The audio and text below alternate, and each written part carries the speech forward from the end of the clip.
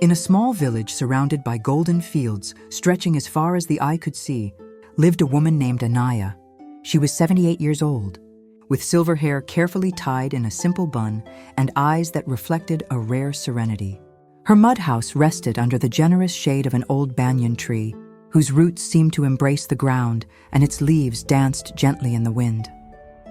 Inside the house, there were only the essentials: 2 water bowls, a clay stove, a wooden bed that creaked with every movement, and a few small plants that she lovingly tended. Anaya lived alone. Her husband had died more than 3 decades ago, and her only son, Arjun, had left for the city in search of work, never to return. The villagers often whispered, awed and curious, "Anaya, alone, forgotten, and yet always smiling," as if nothing weighed on her heart. They didn't understand that that smile was the fruit of years of learning, pain, and conscious choices. That summer, Meera, a 21-year-old from Delhi, arrived in the village to visit her grandmother. Meera carried a deep, silent sadness. She had just failed her university entrance exam. Her best friend had betrayed her, and her parents constantly compared her to others, unaware of the toll it took on her. Each night, she sat alone, mentally replaying life's mistakes and unfairness, wondering why she always seemed to be a victim of fate. One morning, while walking the village paths, Meera saw Anaya sitting under the banyan tree, scattering breadcrumbs for the birds that flocked by. The woman hummed an ancient melody, and her face radiated a peace that seemed impossible to grasp. The birds landed around her without fear, as if sensing her kindness. Intrigued, Meera began to observe her every day. Finally, one quiet afternoon, she couldn't resist any longer and approached. "Grandma, can I sit with you for a moment?"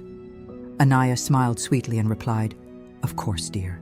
The banyan tree offers the best shade at this time." They sat in silence for a few moments. The warm summer breeze rustled the leaves, and a sweet scent of earth and wildflowers filled the air. Meera, breaking the silence, asked, "Grandma, you've been through so much, and yet you always smile. How do you do it?" Anaya laughed softly. "My child, I wasn't born with this smile. I learned to earn it. Do you want to hear my story?" Meera nodded, her eyes shining with curiosity. "When I was your age, I married a kind man. We had little, but our love was immense. Our son was the joy of our lives. But life is unpredictable. One winter night, my husband fell gravely ill. There was no hospital nearby, and I had no money to pay for help. He died in my arms, whispering, 'Be strong, Anaya.'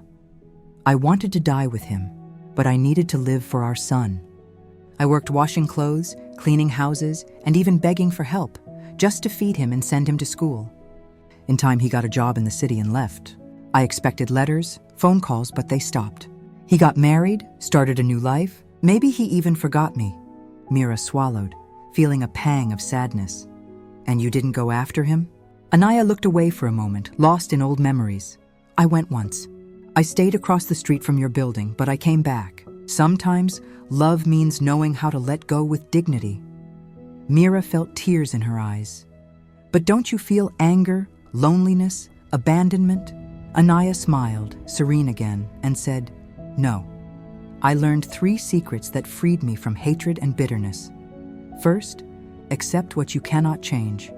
I can't force Arjun to remember me, but I can choose not to let bitterness consume my heart. I chose peace over pain. Second, be grateful for what you have. I'm not rich, but I have the sky, the birds, this tree, and a heart that still feels. Gratitude is not a privilege of the wealthy. It is a gift of the awakened. Third, give more than you receive. I feed the birds, teach village children, and share herbs with the sick. Generosity makes me feel alive, useful, and connected to the world." Meera sat, absorbing every word, slowly feeling the knots that held her heart unravel. The sun began to set, tinting the sky orange and gold as the birds returned to their nests. For the first time in weeks, Meera smiled. "Thank you, Grandma. Today, you healed something inside me." That night, under the peaceful starlight, Anaya and Meera shared stories, laughter, and tears. When Meera returned to Delhi, her troubles remained, but something inside her had changed. Every day, she began to be grateful for the little things. to stop chasing those who had hurt her, and to reach out to those who suffered silently, just as she once had. True happiness lies not in the absence of pain, but in the presence of purpose. Peace does not depend on perfect circumstances, but on acceptance, gratitude, and generosity, even in the midst of difficulty.